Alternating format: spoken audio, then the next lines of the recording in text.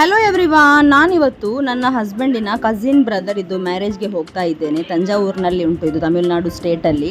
ಇವರದ್ದು ದೊಡ್ಡ ಬಿಸ್ನೆಸ್ ಉಂಟು, black tulip flowers ಅಂತ ಫ್ಲವರ್ ಬಿಸ್ನೆಸ್ ಉಂಟು. ಆಲ್ ಓವರ್ ವರ್ಲ್ಡಲ್ಲಿ ಇವರದ್ದು ಬಿಸ್ನೆಸ್ ಉಂಟು.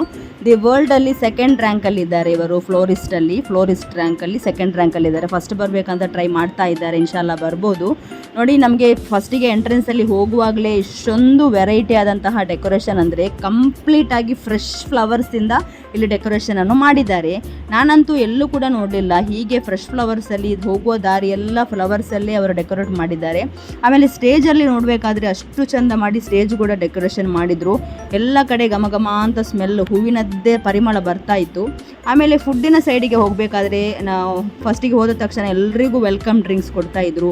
ಅದು ಪಾಪದವರು ಅಥವಾ ಬಡವರು ಅಥವಾ ಶ್ರೀಮಂತರು ಅಂತ ಯಾವ ಭೇದ ಭಾವ ಕೂಡ ಇರಲಿಲ್ಲ ಅಲ್ಲಿ. ಅದು ನನಗೆ ತುಂಬ ಇಷ್ಟ ಆಯಿತು. ಆಮೇಲೆ ಇಲ್ಲಿ ಒಂದು ಸೈಡಲ್ಲಿ varieties of tea, mint, lemon, Irani, ಅದು ಇದು ಅಂತೇಳಿ ಲೈವ್ ಆಗಿ ನಮಗೆ ಟೀಯನ್ನು ಮಾಡಿ ಕೊಡ್ತಾಯಿದ್ರು. ಇನ್ನೊಂದು ಕಡೆಯಲ್ಲಿ ಚಿಕನನ್ನು ಏನೋ ಒಂದು ವೆರೈಟಿಯಾಗಿ ಚಿಕನನ್ನು ಮಾಡ್ತಾಯಿದ್ರು. ಇನ್ನೊಂದು ಕಡೆಯಲ್ಲಿ ಕಿಂಗ್ ಫಿಶ್ ತವಾ ಫ್ರೈ ನಮಗೆ ಲೈವಲ್ಲೇ ಮಾಡಿ ಬಿಸಿ ಬಿಸಿಯಾಗಿ ಕೊಡ್ತಾಯಿದ್ರು. ಇನ್ನೊಂದು ಕಡೆ ಚಿಕನ್ ಚುಕ್ಕ, ಮಟನ್ ಚುಕ್ಕ, ಬೀಫ್ ಚುಕ್ಕ ಅಂತೇಳಿ ವೆರೈಟೀಸ್ ಆಫ್ ಚುಕ್ಕಾದ ಆ ಒಂದು ಮೇಲೆ ನಡೀತಾ ಇತ್ತು.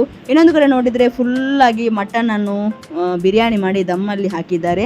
ಆಮೇಲೆ ಇನ್ನೊಂದು ಕಡೆ ನೋಡಬೇಕಾದ್ರೆ ಜಿಲೇಬಿ ಲೈವಲ್ಲಿ ಓಡ್ತಾ ಇತ್ತು. ಹೀಗೆ ವೆರೈಟಿ ಆಫ್ ಫುಡ್ ತುಂಬ ಇತ್ತು. ನನಗೆ ಅದನ್ನೆಲ್ಲ ಇದರಲ್ಲಿ ಕಂಪ್ಲೀಟ್ ಮಾಡಲಿಕ್ಕೆ ಆಗಲಿಲ್ಲ. ಇದರದ್ದು ಫುಲ್ ವೀಡಿಯೋ ನಿಮಗೆ ನನ್ನ ಯೂಟ್ಯೂಬ್ ಚಾನಲಲ್ಲಿ ಉಂಟು. ಯಾರಿಗಾದರೂ ಬೇಕಾದರೆ ಅಲ್ಲಿ ಹೋಗಿ ಚೆಕ್ಔಟ್ ಮಾಡಿಕೊಳ್ಳಿ.